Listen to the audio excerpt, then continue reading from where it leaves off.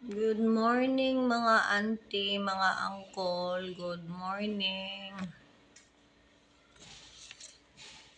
Hindi pagmata mga auntie, mga uncle. Duka pa kayo. At least big matog ug balik unya. No work man today and tomorrow. So good thing. Okay ra. Wala lang. Just want to tell you mga auntie ug mga uncle nga just to remind you, ay mo palabi sa inyong gibati, no? Just don't, katong mga na pride ug ego, you need an ego death. Ego is not really good in a relationship. Because losing a good person is the most expensive mistake. Remember that. It's the most expensive mistake. You just didn't lose a person. You lost a rare soul.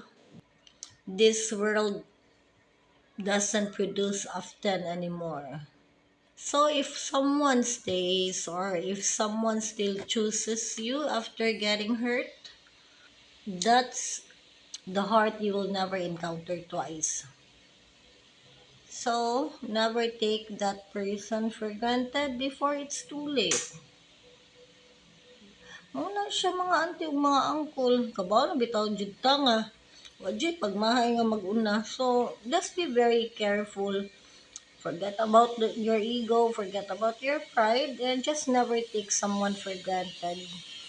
If you love her, then show it to her. If you love him, show it to him. Bahala siya. Total, at least, you did your best, and then you're being real, so there's nothing to worry at the end if things didn't work out. Wala na siya mga auntie o mga uncle. Mga auntie, mga uncle, tukog balik. Oh, just saying mga auntie, mga uncle. Before may ngani, before ka maingnan og ingon ani. Okay? Watch this.